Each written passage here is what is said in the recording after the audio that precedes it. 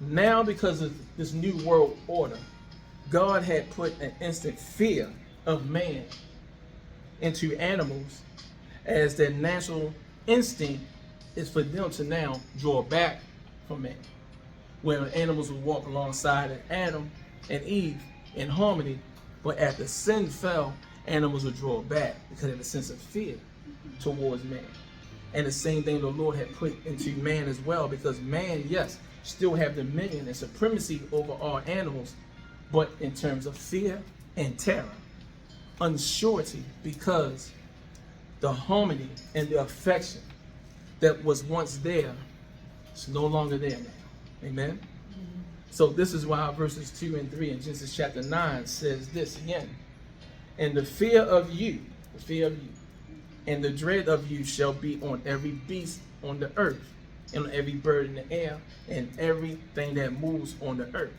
So that's where the dread, that's where that instant fear, that friction between man and animal had entered in. So things had to be changed, so to speak. Amen? Now God had to expand man's food chain for this new world order, including the animals. God allowed man to eat the flesh of all animals that live and move. Now, later in time, the distinction about animals, which one is clean, which one's unclean, that will come about down the road, but that's another story for the day. We just want to focus on this here. But the Lord had gave man, through Noah, the right to eat any animal for food. Amen? So ask your neighbor, what is sustaining you? What is sustaining you? What is sustaining you? Okay, here go the fun part. Now, Noah's life was simple. You know, he knew where to go, he knew where to be, he knew where to hang out, he knew what to do with, who he had to do things with. He knew that life was simple. You know, yourself, you had this great career, you know, you had some good friends, you know, you got this good church fellowship. You know, life was stable for you. And most importantly, you had the love of Christ in your heart. And you really wanted to do everything unto the Lord. Amen? Amen. And then all of a sudden the Lord said something to you that you never thought that he would say. He actually going to put you in a situation where you actually had to totally depend on him. So the Lord has to set you apart from everything else that you're familiar with in order for you to be totally in tune to him, to follow his instructions for your life. Now, you're walking away from everything that you considered normal, and now you walk into situations where things can be a little difficult, because walking away from your norm can be difficult. Amen? Yes. You know, you have had this partnership for a very long time. You know, you was at this workplace for years. I mean, heck, you've been going to this church for decades. It was comfortable. And chances are, like the people during Noah's days, that workplace, that relationship, that church fellowship, in long term, in most cases, would not mean or do any good for you. Amen? Nothing about it, but ultimately it was going to be good for you towards the end. Now, because they are now in a slow decline in their lives. And with them being in a slow decline, if you were hung around a little longer, you would have been in a slow decline as well.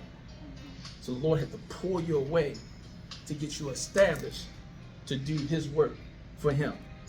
Amen? Now, building the ark was just the first part of God's plan through the use of Noah. Now, you're starting this new thing, this new business, wherever the Lord had for you to start. And when you started, that is just the first level of success. You just did that. You know, we talk about, and we've been taught, you know, and we've always been instructed to start a new work, or start that new business, or start that new ministry. We always talk about start, but we often focus, or don't focus, on the fact of what happens after you start that thing. Amen? Now, after you establish that new thing, whatever that new thing is, relationship, your career, the business venture you're in, your ministry, whatever that thing is, the Lord now will have you to do something by yourself because there will be a sense of loneliness. There will be a sense of place where it's unfamiliar. In Genesis chapter 8, verses 4 and 5. Genesis 8, verses 4 and 5. Then the ark rested on the 7th month and the 17th day of the month on the mountains of Ararat. And the waters that ceased continuously until the 10th month, and the 10th month on the 1st day of the month. And the tops of the mountains were seen. Again, Noah started on the ground near his home, building the ark. And then when he was finished, he was on the side of a mountain, high above everything, at a place where it was completely unfamiliar and didn't know nothing about. Amen?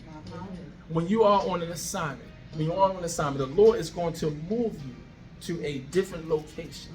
And he will have you at a different place where you're unfamiliar, because he needs you to depend on him and depend on him only. Amen? And you will be at a place where no one, check this out, you will be at a place where no one can help you. And the only person that can help you will be the Lord himself. That is it. You know, you're looking for people, you're looking for the same people who was once in your life to help you. But they can't, because they're not on the level that the Lord had placed you at. Amen. You know, you go into your mom and dad or your close friends, you know, all those to try to assist you, or those that have helped you out in the past. But they can't, because they've never been to the mountaintop of where you are now. Amen.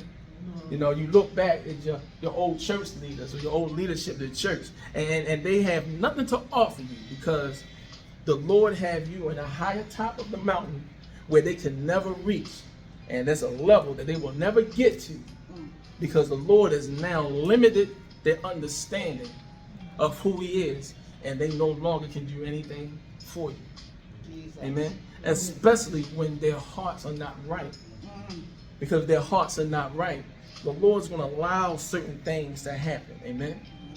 Now, when the Lord places you where he wants you to be, you will see the dry, dead bones of nothingness around your life, as the Lord will tear down everything, every dead situation that was once around you. Amen. Now, after you complete the first part of the task, oftentimes, again, we're at a place of unfamiliarity, and then it's easy for us to get discouraged, really easy. You know, you never had to keep up receipts. You never had to write down documents of things to keep for your business. You never had to do that before. You know, normally that if you're in a situation that you're talking to people who you thought you would never have the opportunity to talk to. You know, normally when you pick the phone up to call somebody, that person you call them will always answer the phone. Now you're at a place where you meet people that say, hey, look, if you need me, just call me, I got your back. And you keep calling, them, they never answer. You've never been in this situation before. So the Lord have you at a place where it's unfamiliar to you. Discouragement a lot of times will seep in. And then all of a sudden you start to think twice about what the Lord, what the Lord have you to do. It'll start to sink in. And then you can be scared. And you could probably be just as terrified as Noah. And most people will give in to that dry situation. Seeing those dead bones, thinking that, hey, everything I see around me is not going to amount to nothing different. So I might as well just give up and just lie down here and die with these dead bones, because you're surrounded by nothing but dead situations. Amen? I'm just let you know, the Lord did not make no mistakes. All right, amen. Amen. He did not make a mistake in calling you to birth what he needed you to do. Amen. He called you to start that mission and this new thing, whatever it may be. If it's that ministry, whatever it is. But you must not give into the surrounding things that's around you that are dead. Don't you dare give up. Don't punk out now. Amen. Amen. We have a lot of people that punk out just because things are not going the way how they thought it was supposed to go. Amen. They get caught up because everything else around them. God had placed you alone for a reason. Right. There's a reason why you're by yourself. The Lord will allow these little frictions, to happen to help set you apart. You know you didn't do nothing wrong. Heck, They know you didn't do nothing wrong either. Right. But the Lord will allow that friction to happen so that he will force you to stand alone, especially knowing that those individuals, that situation, did not have the heart of God in the very first place. So they're going to have you stand alone because the Lord wants to eliminate all possibilities for someone to try to claim that you from there and you from them. The Lord wants to eliminate everything so that that friction that had happened, the Lord allowed it so that no one can put your mouth on it. So that when the people see what's going to happen, the Lord will know, and everybody will know that it was only God, That's right. and God was the only one to do it, because he is going to get the glory for everything. Amen? Yes. I love that part. Those situations and those people around you want you to be dormant and dead, just like them, because there's nothing but death, or I would say no growth within them, and they're not going nowhere. That's right.